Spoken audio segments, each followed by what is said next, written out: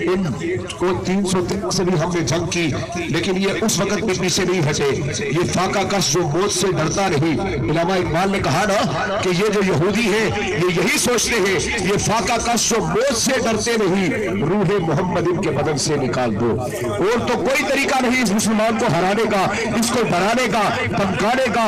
یہ بھوک پیاس شدت ہر چیز برداشت کر لیتا ہے، لیکن اپنے نبی کی ناموس پر آج نہیں آنے دیتا، مر مٹنے کی باتیں کرتا ہے۔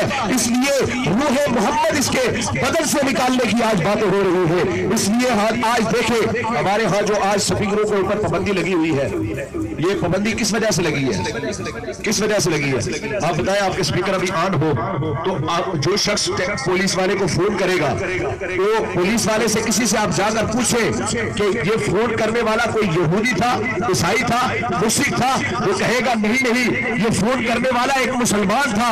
ارے کس چیز سے ایک مسلمان روک رہا ہے؟ نبی کے ذکر سے، نبی کے میلاد کی محفل سج رہی ہے، اوپن سپیکر کے اوپر نبی کا ذکر ہو رہا ہے، اور نعوذ باللہ ایک مسلمان پولیس والوں کو فون کر کے کہتا ہے کہ نبی کا ذکر ہو رہا ہے، سپیکر کو بند کیا جائے۔ یہ ہمارے اسلام کا آج حال ہو چکا ہے۔ یہ اس لیے کیا جا رہا ہے کہ ہمارے بچوں اور ہمارے نوجوانوں کے اندر سے روح محمد کو کھینچنے کی کوشش کی جا رہی ہے۔ آج ہمارا میڈیا جو بغیرتی کر رہا ہے، میڈیا کے اوپر کنجریوں کے ڈانس کو دکھایا جاتا ہے، انڈیا کے ڈراموں کو دکھایا جاتا ہے، فلموں کو دکھایا جاتا ہے، ہر حیالی اور فحاشی اور عریانی کو دکھایا جاتا ہے، لیکن ناموس رسالت کی ریلی نکلتی ہے تو کوئی بھی میڈیا کا چینل اسے اپنی ٹی وی پر چلانے کے لیے تیار نہیں ہوتا۔ یہ کیا ہے؟ یہ کیا حضور صلی اللہ علیہ وسلم سے ہی نفرت ہے؟ حضور صلی اللہ علیہ وسلم سے ہی بغاوت ان لوگوں نے کرنی ہے؟